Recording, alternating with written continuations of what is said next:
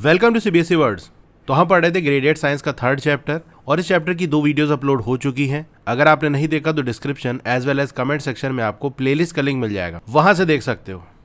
आज का हमारा टॉपिक है 3.4 diseases, what are the causes and types. तो इस टॉपिक में हम बीमारियों के बारे में जानेंगे, उसके कॉजेज क्या है, क्यों होती हैं और वो कितने टाइप्स की होती हैं, इसके बारे में। तो ये टॉपिक एग्जाम के पॉइंट ऑफ व्यू से बहुत इंपॉर्टेंट है, यहाँ से बहुत क्वेश्चंस बनते हैं। अब पहला क्वेश्चन ये आता है कि डिजीज क्या होती है। A disease is a condition that affects the normal working of the body और माइंड। तो डिजीज वो कंडीशन है जो कि अफेक्ट करती है हमारी बॉडी या माइंड की नॉर्मल वर्किंग को, यानी बॉडी और माइंड जिस तरह से नॉर्मली वर्क करना चाहिए, अगर वो वर्क नहीं कर रहा, उसमें कुछ दिक्कत आ रही है, तो इसका मतलब हम बीमार हैं, हमको डिजीज हो गई है। It can happen when one और मोर ऑर्गन्स और organ systems stop functioning properly. अब ये तब होता है, यानी बॉडी और माइंड नॉर्मल वर्क तब नहीं करता जब एक या एक से ज्यादा ऑर्गन या ऑर्गन सिस्टम्स प्रॉपरली फंक्शन करना बंद कर देते हैं। जैसा उस ऑर्गन या ऑर्गन सिस्टम को वर्क करना चाहिए उस तरह से वर्क नहीं करता, तो फिर हमारी बॉडी और माइंड भी नॉर्मल वर्क नहीं करती। Some diseases are caused by germs like bacteria, viruses, fungi, worms और इवन बाई प्रोटोजोआ, जो कि एक सिंगल सेल्ड ऑर्गेनिजम्स होते हैं। तो कुछ बीमारियां वो होती हैं जिसका जो कॉज है, जिनकी जो वजह है वो है जर्म्स। जर्म्स की वजह से होती है। जर्म्स के अंदर बैक्टीरिया, वायरसेस, फंजाई, वॉर्म्स और प्रोटोजोआज आते हैं। तो कुछ बीमारियां जर्म्स की वजह से हो जाती हैं। These disease causing organisms are called pathogens. तो ये मोस्ट इंपॉर्टेंट है, एग्जाम में आ जाता है, हु आर पैथोजेंस। तो वो ऑर्गेनिजम्स है जो कि डिजीज कॉज करते हैं, जिनकी वजह से बीमारी होती है। ऐसे ऑर्गेनिजम्स को हम पैथोजेंस कहते हैं। इसमें कौन कौन आ गए आपके? Bacteria, viruses, fungi, worms, protozoas. Other diseases में रिजल्ट फ्रॉम पुअर न्यूट्रिशन और एन अनहेल्दी लाइफ स्टाइल। तो बीमारी का एक कॉज तो हो गया जर्म्स, कि इनकी वजह से बीमारी होती है, लेकिन सारी ही बीमारी जर्म्स की वजह से नहीं होती। कुछ ऐसी भी बीमारी होती है जो कि पुअर न्यूट्रिशन की वजह से होती है, कि आपने प्रॉपर न्यूट्रिएंट नहीं लिए। अब जैसा कि आप जूनियर क्लासेस में पढ़ के आ रहे होंगे कि एक बीमारी होती है, उसको हम कहते हैं स्कर्वी। इसके अंदर गम्स वगैरह ब्लीड करने लगते हैं, खून निकलने लगता है, तो ये विटामिन सी की कमी की वजह से होता है। इसी तरह से एक बीमारी होती है रिकेट्स, जहाँ पर जो बोन्स होती हैं, हड्डियाँ होती हैं, वो सॉफ्ट हो जाती है, मुड़ जाती हैं। ये विटामिन डी की कमी की वजह से। बोन्स की वीकनेस कैल्शियम की कमी की वजह से भी होती है। आपने पढ़ा होगा एनीमिया के बारे में, जो कि आयरन की कमी की वजह से होता है। तो ये जो डिजीजेज हैं, स्कर्वी, रिकेट्स, एनीमिया, ये किसी जर्म की वजह से नहीं हो रही, बल्कि पुअर न्यूट्रिशन की वजह से हो रही हैं। अलग अलग वाइटामिन्स और मिनरल्स की कमी की वजह से हो रही है। तो पुअर न्यूट्रिशन हो सकता है या फिर अनहेल्दी लाइफ स्टाइल हो सकता है। एक्सरसाइज नहीं कर रहे हो, ओवर ईटिंग कर रहे हो, प्रोसेस्ड फूड ज़्यादा खा रहे हो, शुगर और फैट वाली चीज़ें खा रहे हो, तो ये अनहेल्दी लाइफ स्टाइल की वजह से भी कुछ बीमारियां होती हैं। अब कुछ बीमारियां ऐसी होती है जो कि शॉर्ट टाइम के लिए होती है, थोड़े टाइम के लिए होती है, फिर ठीक हो जाती है। वहीं कुछ ऐसी होती है जो लॉन्ग टाइम के लिए होती हैं और उनको रेगुलर ट्रीटमेंट और केयर रिक्वायर होता है, यानी वो टाइम लेती हैं। जैसे टीबी हो गया तो टाइम लेगा, कैंसर हो गया काफ़ी टाइम उसमें लगेगा उसको ठीक होने में। वही नॉर्मल फीवर हो गया या फिर जुकाम वगैरह हो गया, तो ये शॉर्ट टाइम में ठीक हो जाते हैं। Diseases can be grouped into 2 major types based on their causes and how they spread. तो डिजीजेस को हम ग्रुप कर सकते हैं 2 मेजर टाइप्स में, यानी मेन में 2 हिस्सों में हम डिजीजेस को बांट सकते हैं। किस बेसिस पे? On the basis of causes and how they spread.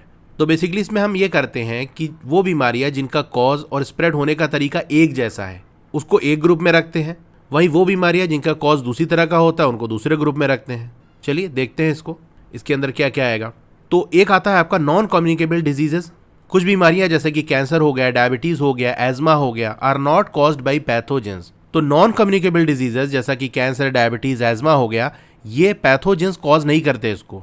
And do not spread from one person to another. और ये एक बंदे से दूसरे में स्प्रेड भी नहीं होते कि एक बंदे को हुआ और उसकी वजह से दूसरे को भी हो गया, तो ऐसा भी नहीं होता। तो वो डिजीजेज जिनका कॉज पैथोजेंस नहीं है और वो एक बंदे से दूसरे बंदे में स्प्रेड नहीं होते, तो ये एक ग्रुप के अंदर आ गई बीमारियां, इनको हम नॉन कम्युनिकेबल डिजीजेज कहते हैं। They are usually link to life style, diet and और इन्वायरमेंट। अब ये होती क्यों है? तो इसका जो लिंक है वो लाइफ स्टाइल से है। आप कैसे जी रहे हो, कैसी डाइट आप ले रहे हो, क्या क्या चीज़ें आप खाते हो और आपका इन्वायरमेंट कैसा है। फॉर एग्जाम्पल, आप ऐसे एरिया में रहते हो जहाँ पर एयर पोल्यूशन ज़्यादा है, तो उसकी वजह से आपको एज्मा हो सकता है। फिर इसमें दूसरा टाइप आ जाता है communicable diseases. Diseases caused by pathogens are called communicable diseases. तो वही बीमारियां जो कि पैथोजेंस कॉज करते हैं, तो जो इस तरीके की बीमारियां होंगी वो किस ग्रुप में आएंगी? कम्युनिकेबल डिजीजेस के ग्रुप में आएंगी। They can spread from one person to another. और ये एक बंदे से दूसरे बंदे में स्प्रेड भी हो जाते हैं। एक बंदे को बीमारी हुई, अब उसके कॉन्टैक्ट में कोई हेल्दी पर्सन आ गया, तो उस हेल्दी पर्सन को भी वो बीमारी हो सकती है। Some examples of communicable diseases are typhoid, dengue, flu, chicken pox and कोविड-19। अब कोविड-19 के बारे में कौन नहीं जानता, ये कम्युनिकेबल डिजीज तो थी, इसीलिए तो लॉकडाउन लगाया गया था। 2 गज की दूरी, मास्क है ज़रूरी। क्यों ऐसा किया जा रहा था? क्योंकि ये एक बंदे से दूसरे बंदे में स्प्रेड हो सकती है। अच्छा, इसको याद करने का सिंपल सा तरीका है, नाम से ही इसका मीनिंग समझ में आ जाएगा। कम्युनिकेबल, ये कम्युनिकेशन से बना है। कम्युनिकेशन में क्या होता है, कुछ इन्फॉर्मेशन, थॉट्स या आइडियाज़ एक जगह से दूसरी जगह पहुंचाए जाते हैं। जैसे आप फ़ोन से बात कर रहे हो, यानी कम्युनिकेट कर रहे हो, तो आप अपनी बात दूसरों तक पहुंचा रहे हो कि नहीं? तो वो बीमारी जो एक बंदे से दूसरे बंदे में कम्युनिकेट हो जाती है, पहुंच जाती है, ट्रांसफ़र हो जाती है, तो वो communicable disease. Otherwise non communicable disease. In recent times non communicable diseases, जिसको शॉर्ट में NCDs कहते हैं, like diabetes, heart disease and cancer, have become more common in India. तो अभी हाल ही के सालों के अंदर ये जो NCDs है, जैसे कि डायबिटीज, हार्ट डिजीज, कैंसर, ये बहुत कॉमन हो गया इंडिया के अंदर। अब जैसे कैंसर की बात कर लें, कहीं कहीं किसी को होता था कि भैया उनको कैंसर हो गया, लेकिन अब का हाल बताऊं तो मेरे दोनों नेबर, जो मेरे लेफ्ट साइड रहते हैं, जो राइट साइड रहते हैं, दोनों के घर में एक कैंसर के पेशेंट, एक तो ठीक हो गए और एक इनकी डेथ हो गई, और कई सारे रिलेटिव्स जिनको कैंसर हुआ। तो ये बहुत कॉमन हो गया इंडिया के अंदर। This is happening because of changes in how people live. ऐसा हो क्यों रहा? पहले इतना नहीं होता था, अब कॉमन हो गई है। लाइफ स्टाइल इंपॉर्टेंट है। पहले जिस तरह से लोग रहते थे, अब उस तरह से नहीं रहते, उनकी लाइफ स्टाइल चेंज हो गई है। अब क्या चेंज आया है? Such as eating more processed food. अब और ज़्यादा प्रोसेस्ड फूड खा रहे हैं। सिंपल नेचर से जो मिला वो नहीं, बहुत प्रोसेसिंग होगी फैक्ट्री के अंदर, उसके अंदर अलग अलग मटेरियल मिला के, ये वो मिलाकर जो चीज़ें बन रही हैं, अब वो खाई जा रही हैं। गेटिंग लेस एक्सरसाइज कम कर रहे हैं, एंड लिविंग लॉन्गर लाइव्स, और ज़्यादा लोग जी रहे हैं। इसकी वजह से बीमारियां कॉमन हो रही हैं। अब कहोगे ज़्यादा जीने से क्या लेना देना? देखो, अगर ज़्यादा जिएंगे तो ये बीमारी होने की चांस ज़्यादा होगी, क्योंकि कुछ बीमारी ऐसी होती है जो लेटर स्टेज में आती हैं लाइफ के, 50 साल 60 साल के बाद आती है। तो वहाँ तक अगर आदमी जिएगा तो ये बीमारी होगी। या फिर ऐसा होता है कि हम दवाओं के जरिए किसी तरह से जी रहे होते हैं। 10 तरीके की बीमारी है, 10 तरीके की दवा खा रहे हैं, किस तरीके से अपने आप को चलाए जा रहे हैं, जिसकी वजह से भी कुछ बीमारियां आ जाती हैं। आजकल सबसे ज़्यादा जो डेथ्स हो रही हैं इंडिया के अंदर, उनका कॉज है यही NCDs। Understanding the difference between these two types help us know how diseases spread and how to prevent them. अब ये दोनों ही टाइप की जो डिजीजेज हैं, communicable as well as non communicable, इनका डिफरेंस अगर हम अंडरस्टैंड करेंगे, समझेंगे, तो ये हमारी जानने में मदद करेगा कि ये बीमारी कैसे स्प्रेड होती, कैसे फैलती है, और कैसे हम उसको प्रिवेंट कर सकते हैं। 3.4.1 how are communicable diseases caused and spread. अब ये जो कम्युनिकेबल डिजीजेज हैं वो कैसे होती हैं, कैसे फैलती है, इसके बारे में हम जानते हैं। अब जैसे कि ऊपर हमने देखा, all communicable diseases are caused by pathogens. These pathogens can enter our body through air we breathe. अब ये जो पैथोजेंस है वो हमारी बॉडी के अंदर एंटर कैसे करते हैं? या तो वो जो एयर हम ब्रीथ कर रहे हैं, सांस ले रहे हैं, उसके थ्रू चले जाएंगे हमारे बॉडी में, और बाई कंज्यूमिंग कंटामिनेटेड फूड और वाटर एंड मोर। या इसके अलावा कोई फूड या वाटर है जो कि कंटामिनेटेड है, यानी उसके अंदर जर्म्स आ गए हैं, उसको अगर हम खा लेंगे, या किसी पानी के अंदर जर्म्स आ गए हैं उसको हम पी लेंगे, या इसके अलावा और भी चीज़ें, तो इसकी वजह से भी जो पैथोजेंस हैं वो हमारी बॉडी के अंदर चले आते हैं। But how do these pathogens spread from one person to another. लेकिन ये एक बंदे से दूसरे बंदे में कैसे होते हैं, ये क्वेश्चन हमारे सामने है। तो one common way is through air. तो एक कॉमन जो तरीका है जिसके थ्रू जो पैथोजेंस है वो एक बंदे से दूसरे बंदे में जाते हैं, वो कौन सा है? एयर है, कि एयर के थ्रू चले जाते हैं। अब एयर के थ्रू कैसे जाते हैं समझते हैं। When an infected person coughs or sneezes, or through direct contact like shaking hands or indirectly by sharing personal items of an infected person। अब कोई इन्फेक्टेड बंदा है, वो खांस रहा है या छींक रहा है, और उसके पास में कोई हेल्दी पर्सन है, तो उसके खांसने छींकने की वजह से जो जर्म्स हैं, पैथोजेंस है, उसकी बॉडी से निकल के एयर में जाएंगे। अब हेल्दी पर्सन वहीं प्रेजेंट है, वो भी सांस ले रहा है, तो वो सांस लेगा तो उस एयर के थ्रू उस हेल्दी पर्सन की बॉडी के अंदर भी पैथोजेंस चले जाएंगे। या फिर कुछ पैथोजेंस है जो बॉडी की स्किन पे प्रेजेंट है, अब हाथ मिलाया इन्फेक्टेड पर्सन ने हेल्दी के साथ, तो वहाँ से चले गए।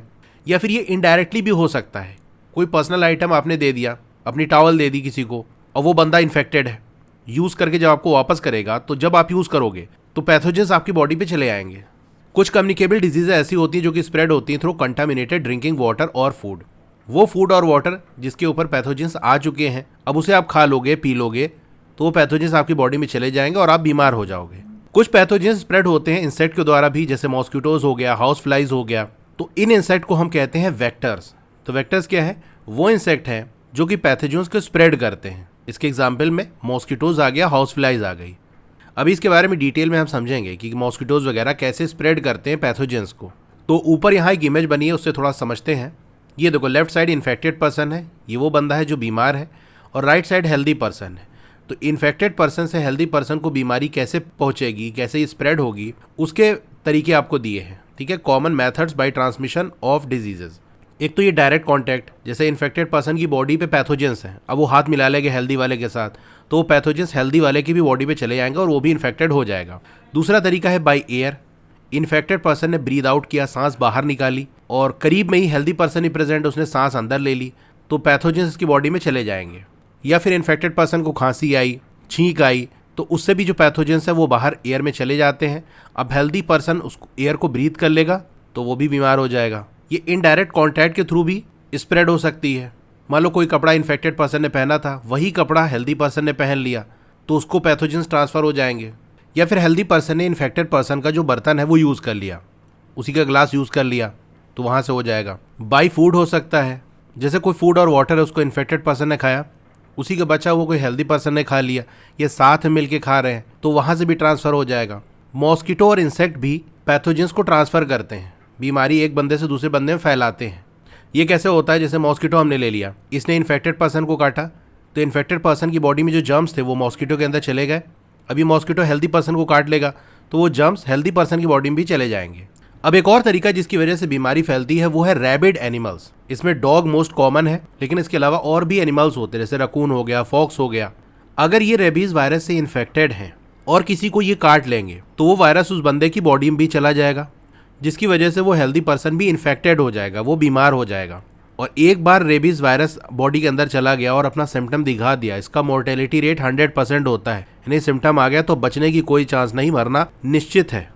और ऐसा ही नहीं कि जैसे डॉग का एग्जाम्पल ले लिया, डॉग के सिर्फ काटने से ही नहीं होता, बल्कि अगर मान लो कोई बंदा है उसकी चोट लगी है, उसके जख्म हो गया, खून बह रहा है, वहाँ पर रेबिड एनिमल जैसे कि ये डॉग हो गया, उसका सलाइवा गिर जाएगा तो उसके थ्रू भी वायरस बॉडी के अंदर इंटर कर जाएंगे और उसको रेबीज हो जाएगा। काटने से इसलिए कॉमन है क्योंकि काटेगा तो अगर चोट ना भी लगी होगी तो लग जाएगी उसको, वहाँ पर खून निकलने लगेगा और उसका सलाइवा अंदर जाएगा तो वो इन्फेक्ट हो जाएगा। और ऐसा नहीं कि डॉग के काटने की वजह से रेबीज़ पक्का ही हो जाएगा। वो डॉग जो कि रेबीज़ वायरस से इन्फेक्टेड होगा, सिर्फ उसी के काटने की वजह से रेबीज़ जो बीमारी है वो हेल्दी पर्सन को होती है या इंसानों को होती है। लेकिन अब हमें क्या पता कि वो डॉग इन्फेक्टेड है कि नहीं, इसीलिए कहा जाता है अगर डॉग ने काट लिया तो रेबीज़ का इंजेक्शन लगवा लेना चाहिए। क्या पता उसको रेबीज़ हो और वो रेबीज़ वायरस आपकी बॉडी के अंदर चला गया हो। अब जब हम ये समझ जाएंगे कि बीमारी कैसे फैल रही है तो हम सिंपल स्टेप्स ले सकते हैं ताकि हम प्रोटेक्ट कर सकें अपने आप को भी और दूसरों को भी। तो चलिए पता लगाते हैं ये जो कम्युनिकेबल डिजीज़ है कैसे फैलती है और कैसे इसको हम प्रिवेंट कर सकते हैं। उसके लिए एक्टिविटी करनी पड़ेगी 3.4 लेट अस फाइंड आउट। चलिए पता लगाते हैं। ग्रेड 8 के स्टूडेंट्स ने लिस्ट किया कुछ कॉमन कम्युनिकेबल डिजीजेस को टेबल 3.1 के अंदर during a community campaigning and a library survey. तो कम्युनिटी कैंपेनिंग थी, यानी लोगों से मिल के इन्फॉर्मेशन गैदर करना, लाइब्रेरी गए, वहाँ सर्वे किया, वहाँ से इन्फॉर्मेशन मिली तो जो पता चला कि भैया ये डिजीज़ कम्युनिकेबल डिजीज़ है और ये बड़ी कॉमन है, तो उसको टेबल के अंदर लिस्ट कर लिया। Check the information listed by referring to books. अब यहाँ जो इन्फॉर्मेशन दी है उसको आप चेक करो।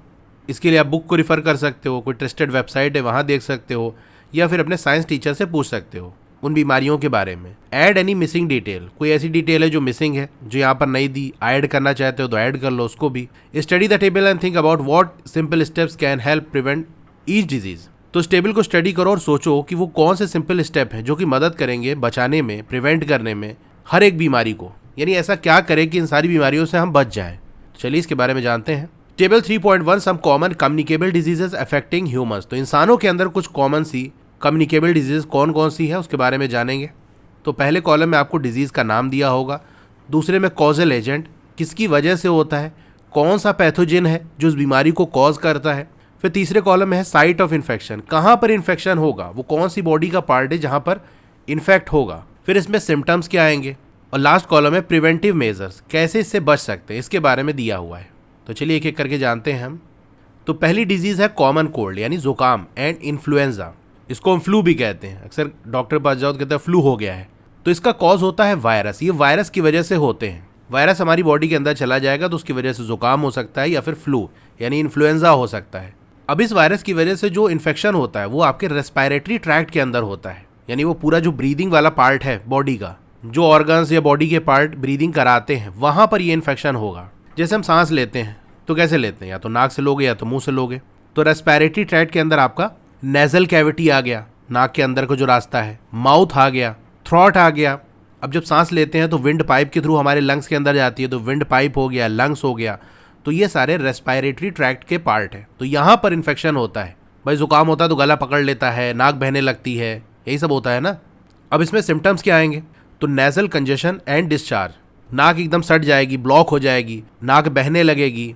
जैसे अभी मेरे को जुकाम है लेकिन वीडियो में बना रहा हूँ, हो सकता है आवाज़ से आपको लग रहा हो थोड़ा सा डिफरेंस। सोर थ्रॉट, ऐसे गला कांटे की तरह हो जाता है, गड़ने लगता है। फीवर, कफ यानी खांसी, बॉडी एक यानी पेन, बॉडी में दर्द होगा। अब इस बीमारी को कैसे प्रिवेंट कर सकते हैं? तो ये वायरस की वजह से हो रहा है ना, तो ऐसा करो कि वायरस बॉडी के अंदर ना जाए। जैसे मान लो वायरस आपके हाथ में चला गया, आपने कुछ खा पी लिया, तो वायरस बॉडी के अंदर चला जाएगा कि नहीं? तो वॉशिंग हैंड फ्रीक्वेंटली, बार बार हाथ धोते रहोगे तो वायरस के बॉडी में जाने की चांस कम हो जाएगी। नॉट शेयरिंग पर्सनल आइटम्स, अपने पर्सनल आइटम शेयर ना करो। जैसे कोई कपड़ा है, आपने किसी इन्फेक्टेड बंदे को दिया, उसने पहना, वायरस उसकी बॉडी से उस कपड़े के अंदर आ गए, अब आप जब उसको पहन लोगे तो आपको भी हो जाएगा। तो अपने पर्सनल आइटम्स को शेयर नहीं करना है। Covering mouth and nose, most commonly जो वायरस वगैरह बॉडी के अंदर जाते हैं वो माउथ और नोज के जरिए जाते हैं। जब हम सांस लेते हैं तो नाक या मुंह के थ्रू चले जाते हैं, तो अगर इसको हम कवर करे रहेंगे तो ये वायरस से बचे रहेंगे। इसीलिए तो कोरोना वायरस से बचने के लिए मास्क लगवाया जाता था, ताकि वो वायरस बॉडी के अंदर ना जाए। अच्छा हाँ, यहाँ पर जो हम बात कर रहे हैं अभी वो डिजीजेज स्प्रेड थ्रू एयर, तो वो बीमारियों के बारे में बात कर रहे हैं जो एयर के थ्रू स्प्रेड होती हैं। यानी इन्फेक्टेड पर्सन की बॉडी से जो पैथोजेंस है वो एयर के अंदर जाएंगे। अब वो एयर जब हेल्दी पर्सन की बॉडी के अंदर जाएगी तो वो पैथोजेंस हेल्दी पर्सन की बॉडी के अंदर इंटर कर जाएंगे। इस तरह से वो डिजीज़ स्प्रेड होती है। अब सेकंड डिजीज़ है चिकन पॉक्स, ये भी वायरस की वजह से होती है। इसका जो इन्फेक्शन का साइट है वो भी रेस्पिरेटरी ट्रैक्ट है और स्किन है। इसमें बेसिकली ये होता है ना, पूरी बॉडी पे दाने निकल आते हैं। तो इन्फेक्शन कहाँ हमको देखने को मिलता है? स्किन पे देखने को मिलता है। सिम्टम्स में हल्का फीवर आएगा, ईची स्किन में खुजली होगी, रैशेस हो जाएंगे, लाल लाल निशान हो जाएंगे, और ब्लिस्टर्स मतलब छाला, बॉडी में छाले निकल आएंगे। मुझे आज भी याद है, क्लास 10 में था मैं, जब मुझे पहली बार पता चला कि चिकन पॉक्स हुआ है, तो बायोलॉजी की क्लास में कर रहा था, मेरे पैर में ऐसे खुजली होने लगी। मैंने देखा तो छोटा सा बॉल जैसा मतलब दाना था, उसके अंदर से पानी भरा हुआ हो। मैं कहा ये बड़ा अजीब सा दाना है, पहली बार इस तरह देखा है। तो वो छाले थे बेसिकली। फिर वो स्प्रेड करने लगे और बीमारी बढ़ गई। कैसे बच सकते हैं? Complete isolation of the patient को बिल्कुल आइसोलेट कर दो, अलग कर दो, कोई उसके कांटेक्ट में ना आए, वरना ये वायरस दूसरे बंदे को चले जाएंगे और वो भी बीमार हो जाएगा। Covering the mouth and nose, mouth और नोज को कवर करे रहो ताकि वायरस बॉडी के अंदर ना जाए। वैक्सीनेशन करवा लिया तो इससे ही बच सकते हैं। वैक्सीन आती है, पहले तो बहुत कॉमन था, अब जब से वैक्सीन वगैरह आ गई तब लगभग ये खत्म ही सा हो गया है। मीजल्स, ये भी वायरस की वजह से होता है। यहाँ पर भी जो इन्फेक्शन है वो स्किन में होता है, रेस्पिरेटरी ट्रैक्ट में होता है। सिम्टम में फीवर आएगा, sore throat and reddish rashes on the neck, ears and other part of the skin. यहाँ पर हमको लाल रंग के रैशेज देखने को मिलते हैं, निशान धब्बे टाइप के बन जाएंगे बॉडी पे, खास तौर से आपका जो नेक हो गया, ईयर हो गया, इसके अलावा और भी पार्ट में ये रैशेज आपको देखने को मिलेंगे। इसमें भी क्या है, देखो वायरस की वजह से होता है, तो बंदे को बिल्कुल अलग कर दो ताकि वायरस दूसरे में ना आ पाए। Isolation of the patient, covering the mouth and nose, maintaining good hygiene, साफ सफाई को रखना, हाइजीन मेंटेन रखना। और यहाँ पर भी वैक्सीनेशन से बचा जा सकता है, वैक्सीन लगवा ली तो बच जाओगे। फिर आता है ट्यूबरक्लोसिस, शॉर्ट में इसको हम टीबी कहते हैं कि भैया टीबी हो गया। मुझे अभी भी याद है, बचपन में मैं एक बार हॉस्पिटल गया था, तो वहाँ पर एक पेशेंट दिखा रहा था, डॉक्टर ने कहा कि आपको तो टीबी हो गया। तो मुझे सुनाई पड़ा टीबी हो गया। मैं कहा ये कौन सी बीमारी है, टीबी कौन सी बीमारी हो गई? मैं कहा आज के बाद से टीबी नहीं देखना, टीबी भी कोई बीमारी होती है। खैर चलिए आगे बढ़ते हैं। तो ट्यूबरक्लोसिस होता है बैक्टीरिया की वजह से। देखो कौन सी बीमारी किसकी वजह से होती है, कौन से पैथोजेंस की वजह से होती है, ये बहुत इंपॉर्टेंट है। वायरस की वजह से हो रही है, बैक्टीरिया की वजह से हो रही है, वॉर्म की वजह से हो रही है, किसकी वजह से हो रही है, ये जरूर याद रखना। यहाँ पर जो लंग्स है वो इन्फेक्ट होते हैं। सिम्टम में कफ खांसी आएगी, फीवर होगा, फैटिग यानी थकान होगी, लॉस ऑफ एपेटाइट यानी भूख नहीं लगेगी, भूख लगना कम हो जाएगी। नाइट स्वेट्स, रात में पसीना आएगा। अब कहोगे रात में पसीना क्यों आ रहा है? तो ये बॉडी का सिस्टम होता है इन्फेक्शन से फाइट करने का। कैसे बचा जा सकता है? Avoiding close contact with TB infected people. किसी बंदे को अगर टीबी है तो उसके करीब ना जाओ, क्योंकि होता ये है कि जैसे इन्फेक्टेड पर्सन है वो जब बात करता है या खांसता है या छींकता है या इवन ब्रीद आउट करता है, सांस बाहर निकालता है, तो उसकी वजह से छोटी छोटी ड्रॉपलेट्स उसके मुंह से निकलती हैं। उन ड्रॉपलेट्स के अंदर यही टीबी कॉज करने वाले जो बैक्टीरिया है वो प्रेजेंट होते हैं। तो जैसे इन्फेक्टेड पर्सन है, खांस रहा है, छींक रहा है, तो ये ड्रॉपलेट्स ऐसे एयर के अंदर आ जाएंगी। अगर आप इन्फेक्टेड पर्सन से दूर हो तो कोई दिक्कत की बात नहीं है, थोड़ी देर में ड्रॉपलेट नीचे सेटल हो जाएंगी। लेकिन अगर करीब हो तो इसी रीजन के अंदर जब रहेंगी और आप वहाँ जाकर सांस ले लिए तो ड्रॉपलेट आपकी बॉडी के अंदर चली जाएंगी, जिससे कि आप भी इन्फेक्टेड हो जाओगे। तो इसीलिए कहा जा रहा है कि टीबी इन्फेक्टेड पर्सन से क्लोज कांटेक्ट नहीं करना, बहुत ज़्यादा उसके करीब नहीं जाना है। इसके साथ साथ covering mouth and nose, mouth और नोज़ को कवर करे रहो ताकि जो ड्रॉपलेट है वो माउथ और नोज़ में आपके ना जा पाए। अगर आप सांस भी लो तो वो ड्रॉपलेट बॉडी के अंदर ना जा पाए। मेंटेनिंग गुड हाइजीन, अब बैक्टीरिया की वजह से तो बैक्टीरिया से बचना है, हाइजीन मेंटेन करो। इसमें भी वैक्सीन लगा के बचा जा सकता है। अब तो बचपन में लग जाता है, BCG का टीका सुना होगा नाम। तो ये तो वो बीमारियां थी जो कि एयर के थ्रू स्प्रेड होती हैं। अब चलिए उन डिजीज़ के बारे में जानते हैं जो कि स्प्रेड होती है through contaminated water and food. वो वाटर या फूड जो कि कंटामिनेटेड है, मतलब उसके ऊपर पैथोजेंस प्रेजेंट है। तो ऐसे फूड और वाटर को आप कंज्यूम करोगे, खाओगे, पियोगे तो पैथोजेंस आपकी बॉडी में चले जाएंगे। तो ऐसी बीमारियों के बारे में हम चलिए जानते हैं। इसमें पहली बीमारी आती है हेपेटाइटिस ए। ये वायरस की वजह से होती है। इसमें लीवर में इन्फेक्शन हो जाता है। बेसिकली हेपेटाइटिस ए में ये होता है कि लीवर के अंदर इन्फ्लेमेशन हो जाता है, सूजन आ जाती है। अब इसमें सिम्टम्स क्या आते हैं? फैटिक, थकान लगेगी, फीवर होगा, लॉस ऑफ एपेटाइट, भूख लगना कम हो जाएगी, नोज़िया यानी मतली होगी, वोमिटिंग यानी उल्टी होगी, जॉन्डिस हो सकता है। अच्छा, क्या आप जानते हो जॉन्डिस कोई बीमारी नहीं बल्कि सिम्टम है। अक्सर लोग कहते हैं ना कि अरे हमको जॉन्डिस हो गया, अरे उनको जॉन्डिस हो गया। तो जॉन्डिस कोई बीमारी नहीं कि जॉन्डिस हो गया। जैसे फीवर कोई बीमारी नहीं है, एक सिम्टम है। हमारी बॉडी के अंदर कुछ चीज़ें जब गड़बड़ हो जाती हैं, कोई इन्फेक्शन वगैरह होता है, तो उससे फाइट करने के लिए बॉडी टेम्परेचर को बढ़ा देती है, जिसकी वजह से फीवर होता है। और हमारे माइंड में क्या होता है कि फीवर हो गया, और फीवर तो एक बीमारी है, लेकिन वो बॉडी लड़ रही होती है फीवर में।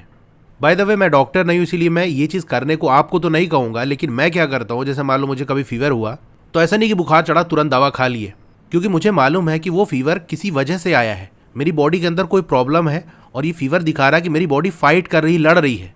तो मैं वेट करता हूँ जब तक बहुत ज़्यादा टेम्परेचर ना हो जाए, कि बॉडी को पहले लड़ने दो, मुकाबला करने दो। वो इन्फेक्शन को फाइट कर लेगी तो अच्छी बात है। तो ये मेरा तरीका है। बाकी मैं ये नहीं कह रहा हूँ कि आपको ऐसा करना चाहिए, जस्ट मैं अपने थॉट शेयर कर रहा हूँ। हाँ, तो हम बात कर रहे थे कि जॉन्डिस कोई बीमारी नहीं है, ये एक सिम्टम है। इसमें बेसिकली ये होता है कि स्किन हो गया या फिर आपकी आइज़ का जो वाइट वाला पार्ट है वो येलो होने लगता है। और क्या सिम्टम देखने को मिलता है हेपेटाइटिस ए के अंदर? Pain in the upper right abdomen. Upper right abdomen के अंदर आपको पेन देखने को मिलेगा, दर्द होगा। अब अपर राइट एब्डोमेन में दर्द क्यों होगा, चलिए मैं आपको बताता हूँ। ये इस इमेज को देखो, इसमें लीवर कहाँ पर है?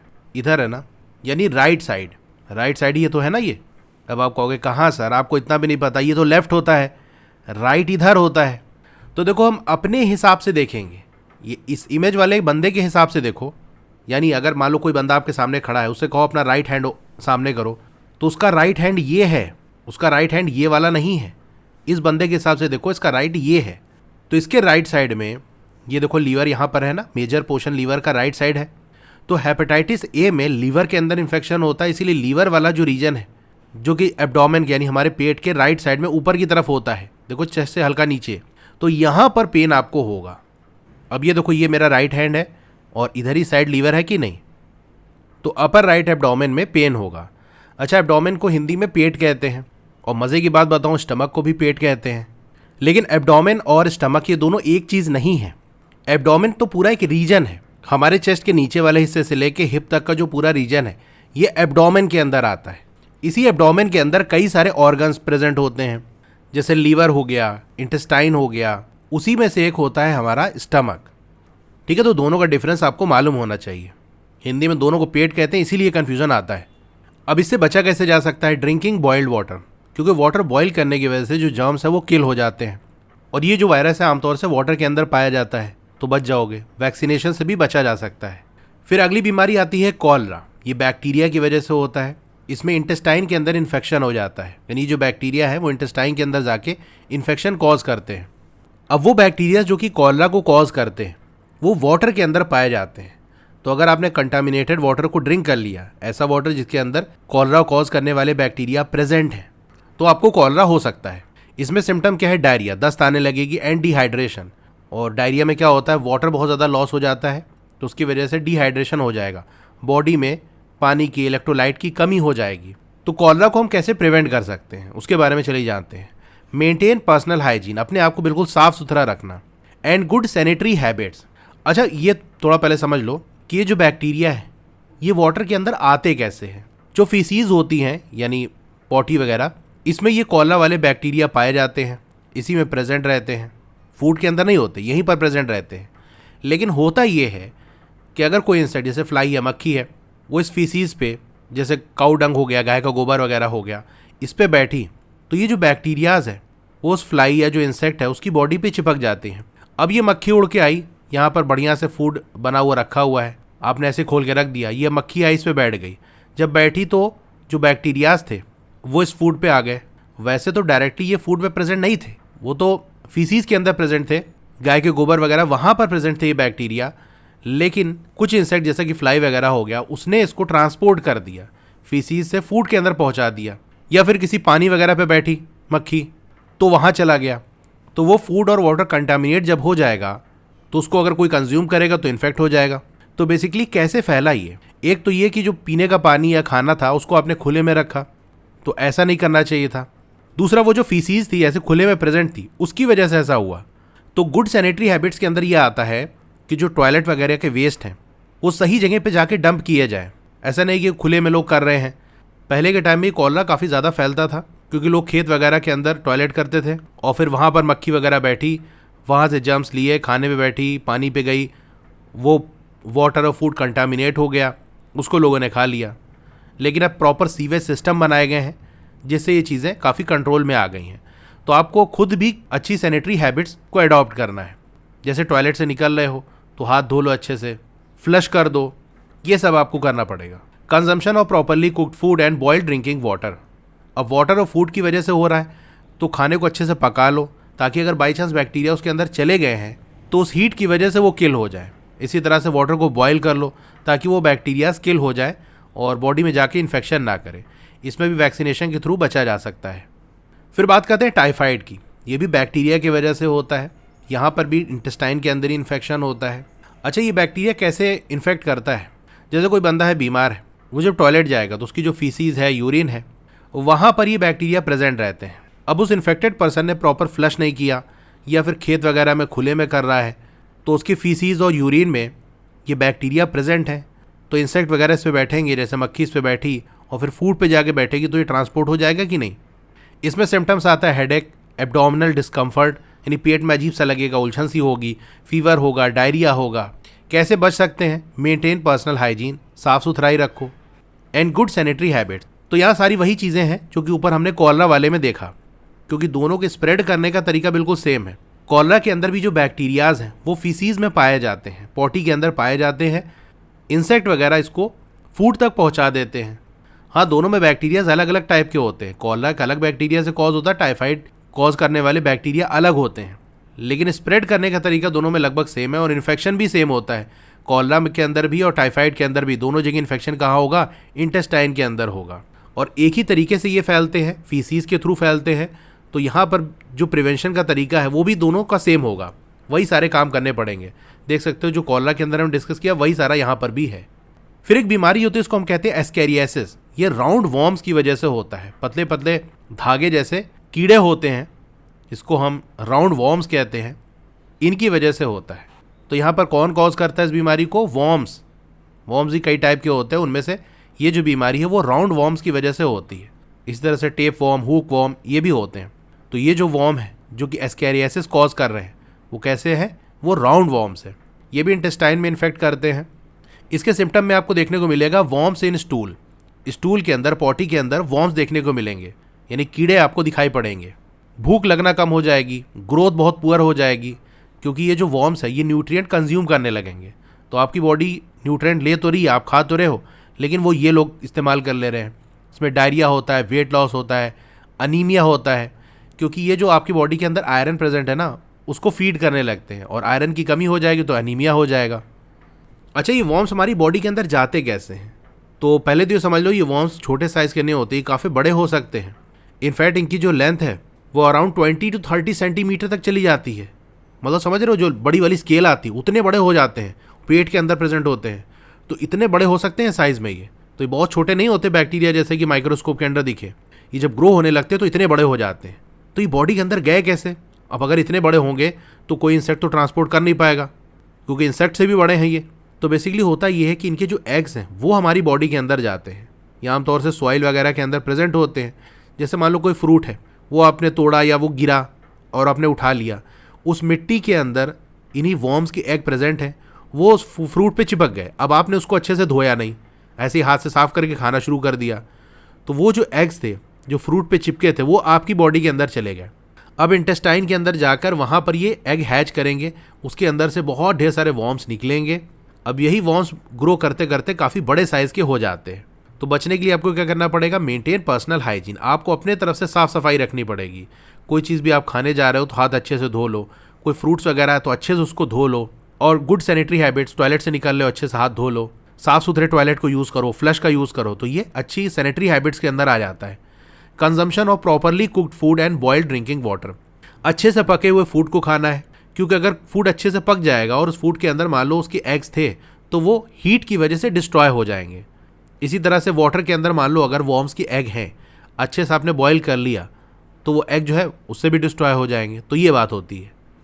तो एयर के थ्रू ट्रांसमिट होने वाली बीमारियों को हमने देख लिया, कंटामिनेटेड फूड और वाटर की वजह से जो बीमारियां होती है उसको हमने देख लिया। अब देखते हैं उन बीमारियों के बारे में जो कि ट्रांसमिट होती है इंसेक्ट की वजह से। इंसेक्ट उस बीमारियों को कॉज करते हैं, मतलब एक बंदे से दूसरे बंदे में जो बीमारी पहुंचेगी वो इंसेक्ट की वजह से होगी। इससे पहली बीमारी आती है मलेरिया। ये प्रोटोजोआ की वजह से होती है। यहाँ पर स्किन और ब्लड के अंदर इन्फेक्शन होता है। सिम्टम में हाई फीवर, प्रोफ्यूज स्वेटिंग यानी बहुत ज़्यादा पसीना आएगा, पीरियोडिक चिल्स मतलब रह रह के बहुत तेज़ ठंड लगेगी, मतलब ऐसे नॉर्मल रहेगा, अचानक से बहुत तेज़ ठंड लगने लगेगी। अब आप कहोगे ठंड भी लग रही है, पसीना भी बहुत ज़्यादा आ रहा है, ये कैसे है? देखो पहले ये समझो कि स्वेटिंग क्यों होती है, पसीना हमें क्यों आता है। हमारी बॉडी का एक सिस्टम है जिसके थ्रू बॉडी अपने आप को कूल रखती है। पसीना कब आता है? गर्मी में आता है ना पसीना। तो गर्मी की वजह से जब आपकी बॉडी गर्म हो जाती है तो उसको कूल करने के लिए पसीना निकलता है।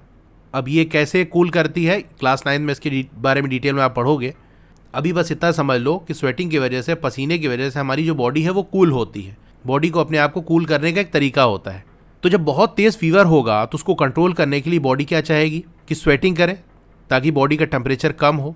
तो इसलिए बहुत ज़्यादा पसीना आता है और रह के बीच में बहुत तेज़ ठंड भी लगती है। तो दोनों चीज़ें हो रही होती है, बहुत ज़्यादा पसीना भी आता है और बीच बीच में बहुत ज़्यादा ठंड भी लगने लगती है और इसमें फीवर बहुत तेज़ होता है। अब इसको कैसे प्रिवेंट कर सकते हैं उससे पहले ये समझ लो कि ये मलेरिया होता कैसे है। अब एक तरीके का प्रोटोजोआ है जिसको हम प्लाज्मोडियम कहते हैं। ये इन्फेक्टेड बंदे की बॉडी के अंदर प्रेजेंट होता है। अब इसको अगर मच्छर काटेगा तो उस मॉस्किटो की बॉडी के अंदर ये जो प्रोटोजोआ यानी प्लाज्मोडियम है वो पहुंच जाएगा कि नहीं?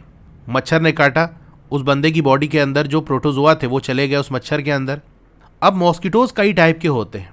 कुछ मॉस्किटो ऐसे होते हैं जिनकी बॉडी के अंदर ये प्रोटोजोआ अगर गया तो वो बच नहीं पाएगा, वो मर जाएगा। लेकिन एक तरीके का मॉस्किटो होता है, उसको हम कहते हैं एनोफिलीज मॉस्किटो। तो जब फीमेल एनोफिलीज मॉस्किटो की बॉडी के अंदर ये प्रोटोजोआ जाते हैं तो वो सर्वाइव कर जाते हैं, बल्कि ग्रो करने लगते हैं, मल्टीप्लाई करने लगते हैं, उसकी बॉडी के अंदर वो बच जाते हैं। अब ये जो मॉस्किटो जिसने इन्फेक्टेड बंदे को काटा था और उस मॉस्किटो की बॉडी के अंदर ये प्रोटोजोआ चले गए थे, ये मॉस्किटो उड़ के जब हेल्दी पर्सन को काटेगा तो वो प्रोटोजोआ हेल्दी पर्सन की बॉडी के अंदर चले जाएंगे। तो बेसिकली फीमेल एनोफिलीज मॉस्किटो ने इन्फेक्टेड पर्सन की बॉडी से प्रोटोजोआ लेके हेल्दी पर्सन की बॉडी तक पहुंचा दिया। तो ये काम कौन कर रहा है? बीमारी को स्प्रेड करने का काम मॉस्किटो कर रहा है ना, तो मॉस्किटो से अपने आप को बचाना पड़ेगा। तो अगर कॉज समझ जाओगे कि कौन कर रहा है बीमारी, कैसे हो रहा है, तो प्रिवेंट कर सकते हो। मॉस्किटो की वजह से हो रहा है, मॉस्किटो ही इस प्रोटोजोआ को एक बंदे से दूसरे बंदे में पहुंचा रहा है, तो मॉस्किटो से अपने आप को बचा लो। कैसे बचाओगे? यूज़ ऑफ मॉस्किटो नेट, मच्छरदानी लगा लो और जो रेपेलेंट्स आते हैं उसका यूज़ कर लो। Wearing long sleeved clothes. अब देखो हर वक्त तो मच्छरदानी के अंदर बैठे नहीं रहोगे, बाहर भी तो निकलोगे। तो अब बाहर अगर आप जा रहे हो या वैसे मच्छरदानी के बाहर हो तो वहाँ भी मॉस्किटो आपको काट सकता है। तो जितना बॉडी का हिस्सा आपका खुला रहेगा उतना ज़्यादा उस मॉस्किटो को काटने की चांस बढ़ जाएगी। तो लॉन्ग स्लीव क्लोथ्स पहन लो, यानी फुल कपड़े पहनो, ताकि वो मॉस्किटो बाइट ना कर पाए, उसको कोई खुला एरिया मिले ना, या कम से कम एरिया मिले जिससे कि वो काट ना पाए। देख लो प्रिवेंशन अपने आप बता सकते हो अगर आपको रीज़न पता चल जाए कि ऐसा क्यों हो रहा है। और क्या कह सकते हैं? Control of mosquito breeding in and around your home. Mosquito की जो ब्रीडिंग है, उनकी जो पॉपुलेशन बढ़ रही है, उसको आप कंट्रोल कर लो, घर के अंदर और घर के बाहर भी। अब ये ब्रीड कैसे करते हैं, मॉस्किटोज के बच्चे कैसे होते हैं? तो मॉस्किटोज अंडे देते हैं पानी पे। कौन सा पानी? जो स्टैग्नेंट वाटर होता है, रुका हुआ पानी। जैसे कोई गड्ढा है उसमें पानी भरा हुआ है, तालाब में पानी भरा हुआ है, या आमतौर से जैसे कूलर वगैरह के अंदर पानी भरा होता है और कूलर का यूज़ नहीं होता तो वो पानी भरा है। अब मॉस्किटो जाकर उस पर अंडे दे देगा, वहाँ से बहुत ढेर सारे मच्छर निकल आएंगे, फिर आपको वो काटेंगे। तो मॉस्किटो की ब्रीडिंग को हमको कंट्रोल करना है। तो जहाँ पर भी रुका हुआ पानी उसको साफ कर दो ताकि उसकी ब्रीडिंग ना हो पाए। इसी तरह से एक और बीमारी है जिसको हम कहते हैं डेंगी। इसके अंदर फीवर आता है तो डेंगी फीवर, इसको ब्रेक बोन फीवर भी कहते हैं। इसमें बदन दर्द बहुत ज़्यादा होता है, एकदम ऐसा लगता है हड्डी टूट रही है इस बुखार के अंदर। ये वायरस की वजह से होता है। यहाँ पर स्किन और ब्लड इन्फेक्ट होते हैं। सिम्टम में फीवर आएगा, हेडेक होगा, मसल और जॉइंट पेन होगा, नोज़िया यानी मतली होगी। अब ये जो डेंगी फीवर है ये भी मॉस्किटो के काटने की वजह से होता है। एक तरीके का मॉस्किटो है जिसको हम एडीज मॉस्किटो कहते हैं, वो इन्फेक्टेड पर्सन को काटा तो इन्फेक्टेड बंदे के अंदर वो वायरस डेंगी वाले उस मॉस्किटो के अंदर गए। अब ये मॉस्किटो अगर हेल्दी पर्सन को काट लेगा तो वो वायरस हेल्दी पर्सन के अंदर चला जाएगा, इस तरह से स्प्रेड हो जाता है। तो यहाँ भी वही सारे काम करने हैं। मॉस्किटो नेट का यूज़ करो, रेपेलेंट का यूज़ करो, लॉन्ग स्लीव कपड़े पहनो, कंट्रोल मॉस्किटो ब्रीडिंग करो in and around your home. Avoiding areas with still water, जहाँ रुका हुआ पानी है उस जगह पर आप ना जाओ, क्योंकि वहाँ पर वो अंडे देंगे और पॉपुलेशन खूब बड़ी होगी उनकी। By studying the table 3.1 we can understand how infectious disease spread and how to prevent them. तो टेबल पढ़ के हम ये समझ गए कि ये जो इन्फेक्शियस डिजीज़ है यानी जो पैथोजेंस की वजह से होती है वो कैसे स्प्रेड करती हैं और कैसे उसको हम प्रिवेंट कर सकते हैं। Here are some simple but important precaution. तो यहाँ पर कुछ सिंपल्स हैं लेकिन बहुत इंपॉर्टेंट प्रिकॉशंस है कि ये कर लोगे तो बच जाओगे। क्या क्या करना चाहिए इन्फेक्शियस डिजीज से बचने के लिए? अपने आप को और अपनी सराउंडिंग को क्लीन रखना है। बेसिक जो हाइजीन है उसको डेली प्रैक्टिस करना है, यानी वही खाने से पहले हाथ धो लो, टॉयलेट से निकलो तो हाथ धो लो, नहाओ, ये सारी चीज़ें। साबुन से और वाटर से हाथ को धोना है ताकि जो पैथोजेंस आपके हाथ पे लग गए हैं वो रिमूव हो सके। माउथ और नोज़ को कवर करना है जब आपको खांसी या छींक आ रही हो। भीड़ भाड़ वाले इलाके के अंदर हो तो मास्क लगा लो ताकि आपको प्रोटेक्शन रहे। मान लो उसके अंदर कोई बीमार हो, वो खांसे छींके आपको चलाए तो मास्क लगाए रहो। Avoid sharing of personal items like towels and handkerchiefs. तो जो पर्सनल आइटम हो गया जैसे तौलिया हो गया, रुमाल हो गया, उसको शेयर ना करो क्योंकि इनके थ्रू भी पैथोजेंस ट्रांसफ़र हो सकते हैं। इन्फेक्टेड बंदे ने उसको यूज़ किया, पैथोजेंस उस पर चले जाएंगे, फिर जब आप यूज़ करोगे तो आपकी बॉडी के अंदर वो पैथोजेंस चले जाएंगे। अपने घर को, फूड को और वाटर को क्लीन रखना है। Staying at home and resting when we are unwell. अगर हम ठीक नहीं है, बीमार हैं, तो घर पे रहो, आराम करो, इससे बॉडी को रिकवर करने में मदद मिलेगी। इसके अलावा minimizing spreading the disease to other. अब बीमार हो, टहल रहे हो तो खुद तो बीमार हो, 10 लोग को और बीमार कर लोगे तो बीमारी फैल जाएगी। दूसरा, आपकी बॉडी फाइट कर रही है इन्फेक्शन से, उसको रिकवर करने के लिए आपको आराम करना चाहिए। अब यहाँ पर ये बंदा पूछ रहा है, are diseases always caused by infections? क्या बीमारियाँ हमेशा इन्फेक्शन से होती हैं? The answer is no. हमेशा इन्फेक्शन की वजह से नहीं होती, यानी जर्म्स, पैथोजेंस, इनकी वजह से नहीं होती, दूसरे भी कारण होते हैं। Some infectious diseases are caused by worms that live inside our bodies. तो कुछ जो इन्फेक्शियस डिजीज है वो वर्म्स की वजह से होती हैं जो कि हमारी बॉडी के अंदर रहते हैं, specially in the digestive system, यानी हमारी बॉडी के अंदर चले जाते हैं। हमारा जो डाइजेस्टिव सिस्टम है वहाँ पर प्रेजेंट होते हैं, खासतौर से इंटेस्टाइन के अंदर, और वो बीमारी कॉज करते हैं। अच्छा, वहाँ इंटेस्टाइन के अंदर रह के करते क्या है? They feed on the nutrients and live as parasites. आप खाना खा रहे हो, आपकी बॉडी फूड को डाइजेस्ट कर रही है, हजम करने के बाद जो न्यूट्रिएंट मिल रहे हैं जो कि आपकी बॉडी को मिलने चाहिए थे, लेकिन ये जो वॉर्म्स हैं ये वहीं पर बैठ के इंतजार करते रहते हैं, न्यूट्रिएंट निकालो और हम मसक दें, तो ये न्यूट्रिएंट खा लेते हैं, फीड कर लेते हैं, तो इनको हम पैरासाइट्स कहते हैं। तो पैरासाइट्स क्या होते हैं? ऑर्गेनिजम्स दैट लिव इन और on another living being. Parasites वो ऑर्गेनिजम्स होते हैं जो दूसरे लिविंग बीइंग की बॉडी के अंदर या बॉडी के ऊपर रहते हैं। फॉर एग्जाम्पल जैसे वॉर्म्स हो गया, ये हमारी बॉडी के अंदर रहते हैं और हमारी बॉडी के अंदर जो न्यूट्रिएंट होते हैं उसको यूज़ करते हैं। इसी तरह से जो लाइस हो गया, यानी सर की जो जूं है, वो बॉडी के अंदर नहीं रहती, बॉडी के ऊपर रहती, सर पे रहती है ना, वो भी खाने का इंतजाम कहाँ से करती है? आपकी बॉडी से ही करती है। मतलब आपकी बॉडी के अंदर रहेंगे या बॉडी के ऊपर रहेंगे और आप ही से फूड भी लेंगे। मतलब ऐसे किराएदार हैं जो किराया लेते हैं, देते नहीं, तो इनको हम पैरासाइट्स कहते हैं। These worms usually spread through contaminated food, water, soil और कॉन्टैक्ट विद इन्फेक्टेड पर्सन और एनिमल्स। तो वॉर्म्स के बारे में मैंने आपको बताया था कैसे स्प्रेड होते हैं। कंटामिनेटेड कोई फूड खा लिया, वाटर के अंदर प्रेजेंट होते हैं, खासतौर से इनके जो एग्स होते हैं वो चले जाते हैं बॉडी के अंदर, वो फूड के अंदर, बॉडी के अंदर, सॉइल के अंदर प्रेजेंट है। अब उसको आपने खा लिया, या फिर कोई इन्फेक्टेड पर्सन है या एनिमल है उसके कॉन्टैक्ट में आप आए, तो ये वॉर्म्स आपकी बॉडी के अंदर भी चले जाएंगे और आपको इन्फेक्ट कर देंगे। 3.4.2 how are non communicable diseases cause. तो अभी तक सारा हमने कम्युनिकेबल डिजीज़ के बारे में पढ़ा, कैसे कॉज होती है, कैसे बच सकते हैं, कहाँ पर इन्फेक्शन होता है, कौन करता है। अब नॉन कम्युनिकेबल डिजीज़ के बारे में पढ़ते हैं कि ये कैसे कॉज होती है। You learn that non communicable disease like cancer, diabetes and asthma are link to life style. तो हमने स्टार्टिंग में देखा था ना कि ये जो नॉन कम्युनिकेबल डिजीजेज हैं, कैंसर, डायबिटीज़, एजमा, ये लाइफ स्टाइल से लिंक होती हैं। हम कैसे जी रहे हैं, हमारी जो डाइट है और हमारा जो एनवायरनमेंट है, इससे जुड़े होते हैं। They are the most common cause of death in India. India के अंदर सबसे कॉमन डेथ का जो कॉज है, जो वजह है, ये यही नॉन कम्युनिकेबल डिजीजेज हैं। ग्रेड 6 के अंदर आपने पढ़ा होगा कुछ बीमारियों के बारे में, जैसे स्कर्वी हो गया, एनीमिया हो गया, गोइटर हो गया। ये किस वजह से होती हैं? Which are caused by lack of specific nutrient in the diet. तो कुछ स्पेसिफिक न्यूट्रिएंट हैं, उनकी कमी होगी तो ये बीमारी होगी। जैसे विटामिन सी की कमी की वजह से स्कर्वी होता है, आयरन की कमी की वजह से एनीमिया, आयोडीन की कमी की वजह से गोइटर।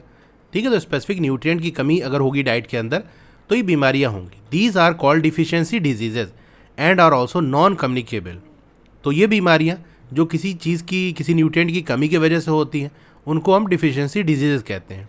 तो ये जो डिफिशियंसी डिजीजेज होती हैं, ये नॉन कम्युनिकेबल होती हैं, एक बंदे से दूसरे बंदे में नहीं होती, और ये जर्म्स की वजह से नहीं होती, न्यूट्रिएंट की कमी की वजह से हो रही है। अब यहाँ पर एक क्वेश्चन है, what will happen if I take excess amount of iodine. अगर मैं ज़रूरत से ज़्यादा आयोडीन लूँगा तो क्या होगा?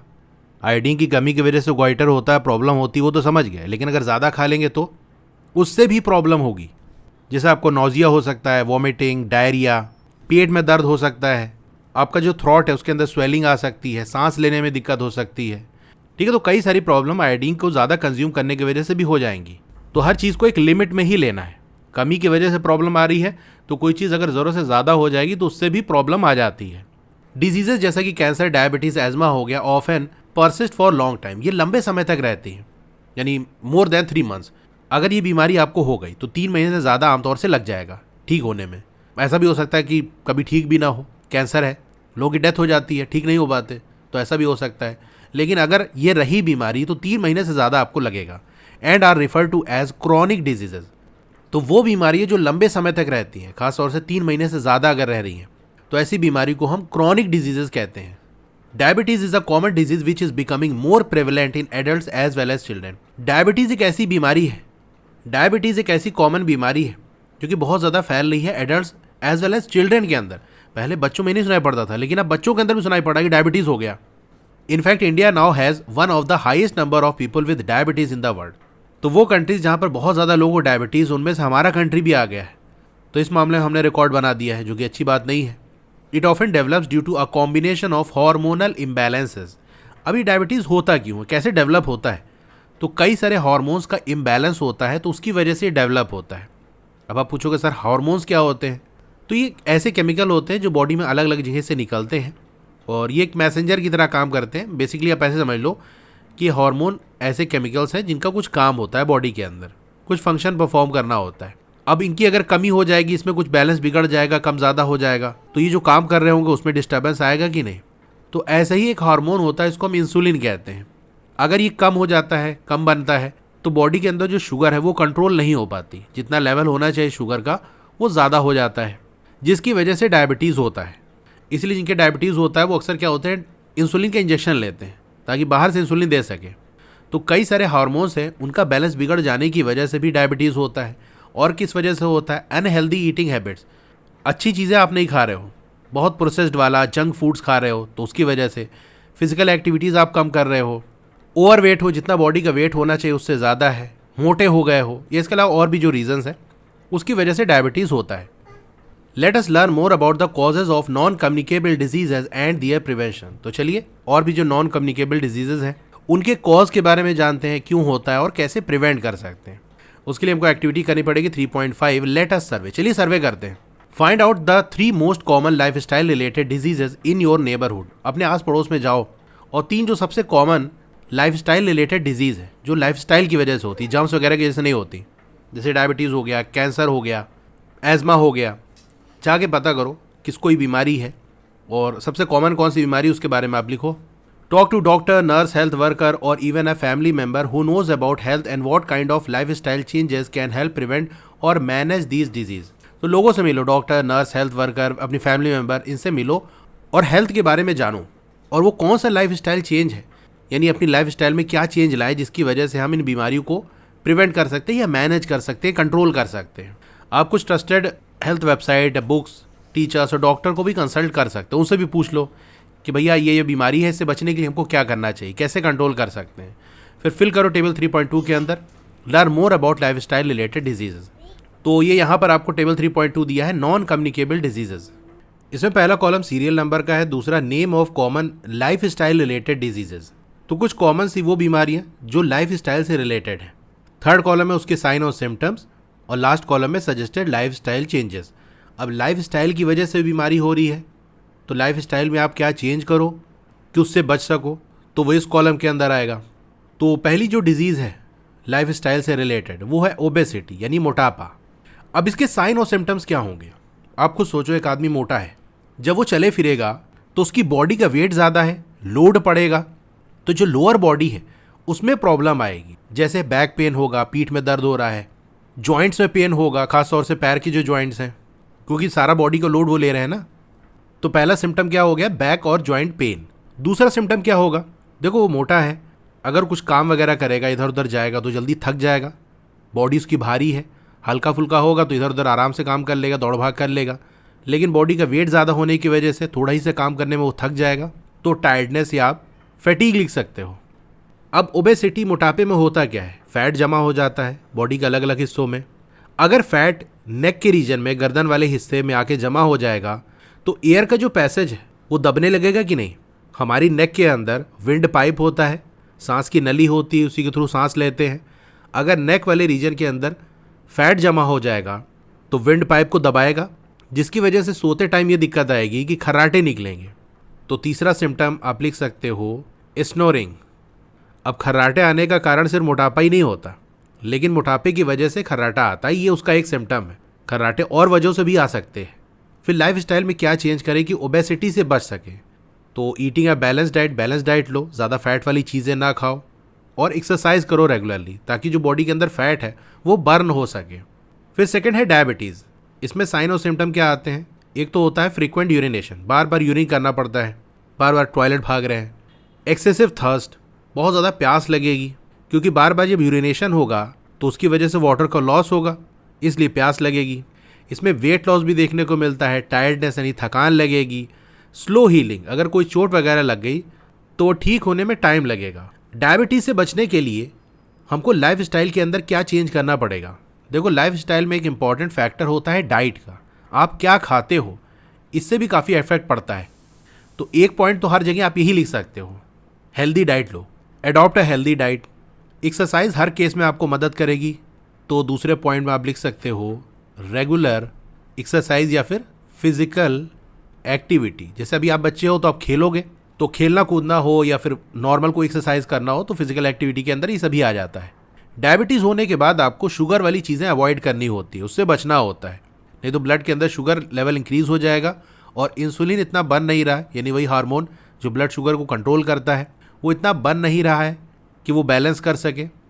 तो डायबिटीज़ होने के बाद तो अवॉइड करना है, लेकिन उससे पहले भी हमको शुगर वाली चीज़ें लिमिट में रखनी चाहिए। ऐसा नहीं कि डायबिटीज़ नहीं हुआ तो चाहे जितना मीठा खा रहे हो। Limit sugary drinks and sweets, ऐसी ड्रिंक्स जिसमें काफ़ी ज़्यादा अमाउंट में शुगर होती है और मिठाइयाँ, इनको लिमिट करना चाहिए, बहुत ज़्यादा नहीं खाना चाहिए।